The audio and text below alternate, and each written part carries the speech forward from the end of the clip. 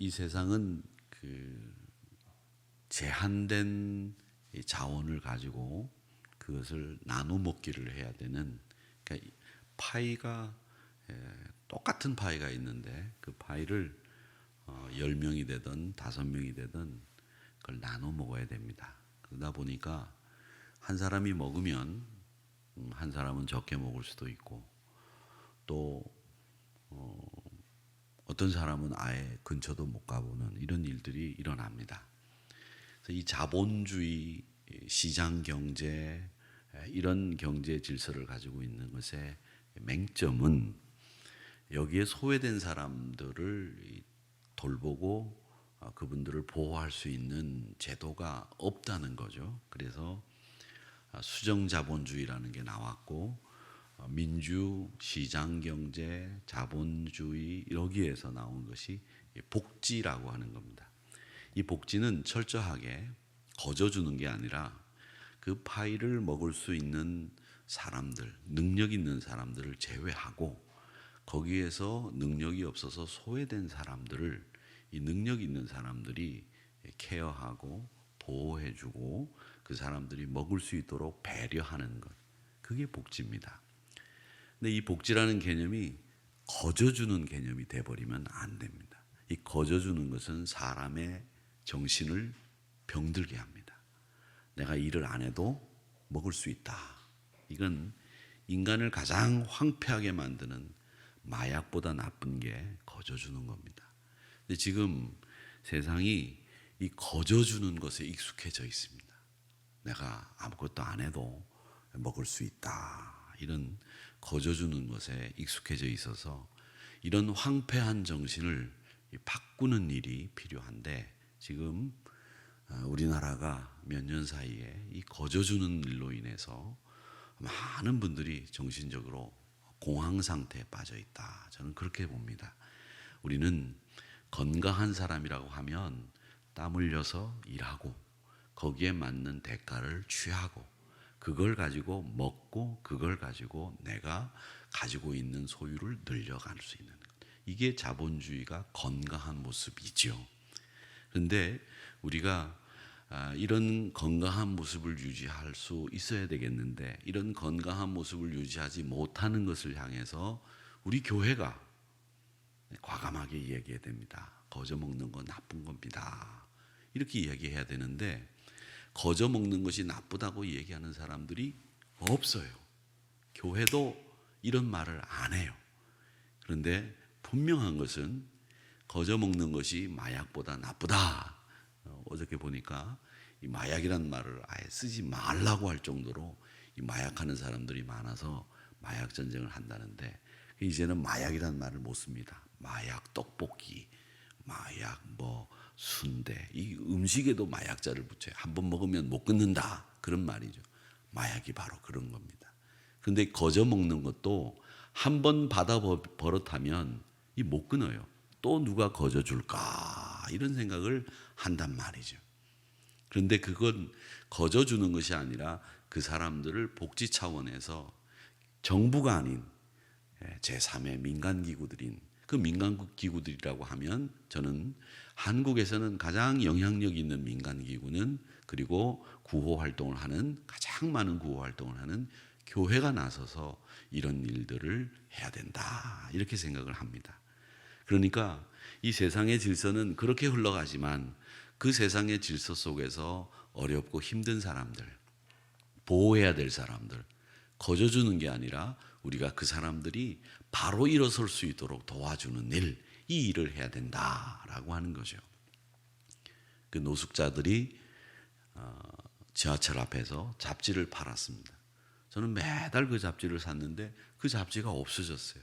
그냥 흐지부지 없어져 버려서 참 안타까운데, 그 잡지 한 권을 사주는 것은 노숙자들을 건강하게 정상인으로 만들 수 있는 방법, 자기들이 자립할 수 있는 방법을 우리가 도와주는 거다, 이렇게 생각을 하고 저는 열심히 샀는데 없어져 버렸어요. 누가 그걸 하던 분이 아마 힘들어서 지쳐서 이 코로나로 인해서 사라진 모양인 것 같은데, 다시 했으면 좋겠다. 이런 일들을 교회들이 나서서 해야 되는데, 세상 질서에는 이렇게 승자가 있으면 패자가 있는 법입니다. 그 패자를 위로하고 다시 일어설 수 있도록 만들어주는 일을 누가 하는 거냐 하면 교회가, 정부가 아닌 제3의 어떤 곳이 해야 되는데 저는 교회가 해야 된다고 생각을 합니다. 그러니까 우리가 살고 있는 세상에서 좋은 소식이라고 하는 것은 항상 우리에게만 좋은 소식일 수는 있겠지만 남에게는 나쁜 소식이 될 수 있어요. 왜? 그 파이에서 먹을 수 있는 사람은 나는 먹었다 하지만 누군가 내가 먹는 순간에 그 사람은 못 먹는 거예요. 그 못 먹는 사람을 위해서 우리는 배려하고 그 못 먹는 사람이 왜 못 먹었는지 다음에는 먹을 수 있도록 만들어주는 방법이 뭔지 이걸 생각하는 것이 교회라고 하는 것이죠. 그런데 오늘 이 압살롬이 죽었다는 소식을 이 다윗이 듣는 이 과정을 우리에게 이 사무엘하 18장은 말씀해 주고 있습니다. 요압이 압살롬이 죽었다는 소식을 듣고 이 소식을 다윗에게 어떻게 전해야 될까 고민하고 있는 겁니다. 요압은 사태를 잘 알고 있습니다. 사태 파악이 된 거죠. 전쟁에서 이기기는 한 것 같은데 이 전쟁에서 이겼다는 소식을 전하는 것도 아버지인 원수의 아버지 압살롬의 아버지인 다윗에게 전하는 것이 이게 쉽지 않았다는 거죠. 그러니까 내가 이겼다고 하는 것도 이 요압은 내가 파이를 먹었지만 파이를 먹지 못하는 어떤 사람을 배려할 수 있는 마음과 판단을 가진 사람이 요압이었다라는 거죠. 저는 여러분들이 어디에서나 이겼다는 소식만으로 즐거워하고 기뻐하는 머리 없는 사람, 지혜롭지 못한 사람이 되기보다는 이겼다는 소식 앞에 진 사람들을 헤아릴 줄 아는 지혜로운 사람들이 되기를 바랍니다. 그게 상황 판단이 된 사람들이죠. 그런데 상황 판단이 안 되는 사람들은 그 수면으로 올라와 있는 이야기, 그 이야기만 가지고 판단을 하는 거죠. 수면으로 올라와 있는 그 이야기만 가지고 사태를 보는 겁니다. 그래서 지혜가 없다고 하는 거죠. 그래서 먹은 기쁨만 있지 못 먹은 사람들에 대한 배려가 없는 거죠. 그러기에 우리 믿음의 사람들은 항상 수면 위에 올라와 있는 이야기보다 수면 밑에 잠겨서 더 많은 이야기가 숨겨져 있는 그것을 볼 줄 아는 지혜가 있어야 되고, 내가 이겨서 먹는 것보다 내가 이겨서 먹는데 져서 못 먹는 사람을 배려할 줄 아는 지혜가 우리 믿음의 사람들에게는 있어야 되겠다. 그게 오늘 이 말씀이 우리에게 주는 교훈이라고 생각을 합니다. 요압은 그 사실을 알았고요. 이 구스 사람은 이방인이었기 때문에 사태 파악이 안 되니까 명령이 떨어지는 대로 그냥 달려가서 전했을 뿐인데 다윗 앞에 딱 가서 보니까 그때서야 사태를 파악했습니다. 그래서 말을 어떻게 하느냐, 압살롬이 죽었습니다 이렇게 하지 않고 왕과 왕의 원수들 그 사람들과 젊은 그 사람이 똑같이 되기를 원합니다 이렇게 이야기하는 것으로, 애둘러서 돌려 이야기하는 것으로 그 사태 파악이 된 상황을 정리를 합니다. 어떻게 보면 이 구스 사람이 더 현명한지도 모르겠습니다. 그런데 이 아히마아스는 참 좋은 사람이었죠. 왜냐하면 요나단과 함께 다윗이 요단을 건너지 않으면 죽습니다라는 소식을 목숨을 걸고 가서 전했던 사람이 아히마아스니까요. 근데 이 아히마아스는 사태 파악이 안 됐습니다. 그래서 요압에게 내가 먼저 달려가서 이 승리의 소식을 전하겠습니다라고 고집을 피워서 계속 강청을 해서 이 달려가는데, 이 달리기도 잘해요. 이 분별이 없는 사람이 달리기라도 못하면 구스 사람보다 늦게 갈 텐데 이 분별 없는 사람이 열심만 있는 거죠. 여러분, 열심이 다 좋습니다마는 분별 없고 목적 없는 열심은 아무 소용이 없습니다.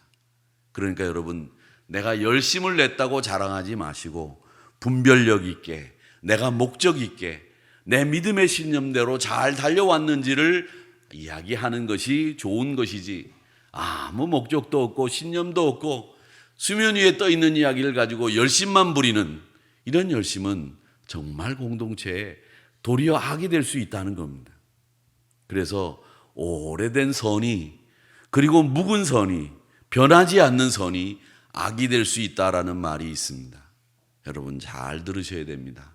우리는 늘 그게 선이라고 생각을 하고 변하지 않고 완고하게 그것을 지켰던 것이 도리어 남에게 악이 될 수 있다는 겁니다. 그런 것들이 오늘 이 말씀 속에 다 보이는 거죠.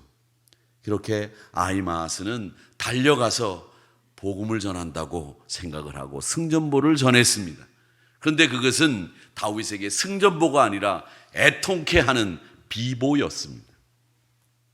비보인지 승전보인지 구분 못하는 이 아히마아스의 지혜롭지 못한 처사, 이것이 우리에게 주는 교훈이 뭔지를 잘 생각하십시오. 판단하지 못하고 남을 배려할 줄 모르는 지혜롭지 못한 처사가 이런 일을 만들어냈다라고 하는 겁니다. 결국 이것은 복음이 아니었고 비보였다.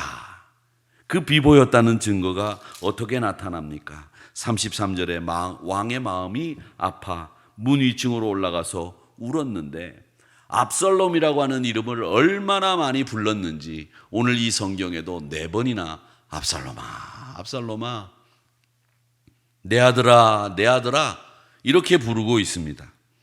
차라리 내가 너를 대신해서 죽었더라면 좋았을걸 이렇게 이야기하면서 내 아들아, 내 아들아, 압살롬아, 압살롬아, 내 아들만 여기 몇 번이 나오는지 한번 보십시오.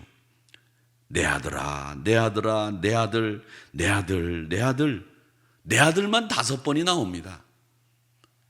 이렇게 아들이 죽은 것을 안타까워하는 아비의 마음을 이해 못하는 아히마아스의 분별력 없는 승전보만 전하겠다고 하는 열심, 이게 비보였다는 사실을 모르는 그의 열심이 이런 사태를 만들어냈다라는 것이죠. 또 하나 다윗의 이야기를 또 해봐야 되겠죠. 다윗은 어떻습니까? 그는 자기가 낮잠을 자다가 일어나서 옥상에서 바라본 한 여인에 매혹되었습니다. 바세바라고 하는 여인이었죠. 그리고 그 여인을 불법으로 취했습니다.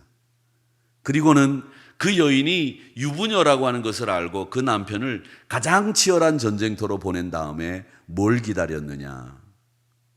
그 남편의 가장 충직한 자기의 부하였던 우리아가 가장 치열한 전투에서 죽기만을 기다렸습니다.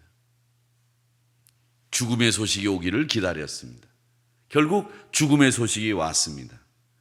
충직스러운 부하를 잃은 슬픔보다는 내가 기다리던 죽음의 소식이 왔다는 기쁨으로 바세바를 정식으로 자기 아내로 삼았습니다. 그리고 그 바세바를 통해서 태어난 아들이 죽었습니다. 그때부터 자기가 기다리던 죽음의 소식이 남에게로부터 오는 게 아니라 자기에게, 자기 가족에게 일어난 죽음의 소식을 맡게 되는 거죠. 바세바 사이에 태어난 아들의 죽음, 그 소식을 들었습니다. 그 다음에는 암논이라고 하는 아들이 죽는 소식을 들었습니다. 그 다음에는 압살롬이라고 하는 아들의 죽음의 소식을 들었다는 거죠. 여러분, 남의 죽음의 소식을 기다리다가 이런 꼴을 당하는 다윗을 생각해 보시기 바랍니다. 남의 죽음이 우리의 기쁨이 될 수는 없는 겁니다. 그런데 다윗은 남의 죽음이 내 기쁨과 내 욕구를 채워줄 수 있는 조건이 될 수 있다고 생각했던 것이 결국 자기의 죽음으로, 자기 가족의 죽음으로 그 소식이 전해오는 상황이 반전되는 이런 일들이 벌어졌다는 거죠. 우리는 이렇게 아히마아스와 다윗 편에서 오늘 말씀을 생각하면서 2가지를 생각해 봅니다. 여러분, 아버지와 아들이 싸웠는데 누가 승자가 있겠습니까? 이겨도 이긴 게 아니죠. 아들이 아버지 이겨서 뭐 하겠습니까? 그런데 압살롬도 그걸 몰랐고 다윗은 그걸 알았으나 어쩔 수 없이 아들을 이길 수밖에 없는 상황에서 아들을 이겼지만 얻은 게 없었습니다. 결국 옛날 자기가 왕으로 있었던 그 나라를 지켜낸 것밖에 없었고 얻은 건 하나도 없고 잃은 것밖에 없었습니다. 아들을 잃었죠. 그것도 가장 잘난 아들을 잃었습니다. 여러분, 그러니까 싸워야 될 싸움을 해야 되는 겁니다. 성도들끼리, 교회끼리 이것을 싸움으로 번지게 하는 것은 얻을 게 아무것도 없습니다. 얻는 것은 결국 뭐냐? 요즘 사람들이 얘기하는 마상. 마상이 뭡니까? 마음의 상처. 요즘 젊은이들이 그렇게 얘기하더라고요. 마상. 그거밖에 없어요. 우리의 믿음의 깨짐. 이런 것밖에 없어요. 그러니까 여러분, 싸워야 될 싸움을 하십시오. 영적인 전투, 공중권세를 잡은 사단과의 싸움, 이게 우리가 해야 될 싸움이고요. 또 사태 파악을 잘 하셔야 됩니다. 우리가 이겼다고 해서 이긴 게 아니라 그게 비보가 될 수 있고, 남의 죽음을 기다리던 자가 결국 자기 가족의 죽음의 소식을 듣게 되는 처지로 바뀐 다윗을 생각해 보셔야 됩니다. 나고자, 또 혹은 패자라고 하는 사람들을 배려할 줄 아는 마음, 그리고 두루두루 내가 드러난 이야기보다 그 깊이 속에 담겨 있는 이야기를 볼 줄 아는 지혜, 판단, 분별력, 이런 것들이 우리 믿음의 사람들에게는 정말 필요하다고 하는 것, 오늘 말씀을 통해서 배우는 겁니다. 세상에서 가장 좋은 소식은 저는 하나밖에 없다고 생각합니다. 나를 살리신 주님, 그분이 십자가에서 나를 위해서 돌아가셨기에 내가 그 피와 그 물로 다시 살았다. 그리고 내가 주님 때문에 이 땅에서 변화된 삶을 살고 새로운 세상을 보게 됐다. 이게 복음일 뿐이고 다른 그 어떤 것도 복음이 될 수 없고, 때로는 다른 사람에게 나에게는 복음이나 비보가 될 수 있다고 하는 이 사실 기억하면서 헤아릴 줄 아는 지혜로 항상 승리하는 저와 여러분이 되시기를 주님의 이름으로 축복합니다.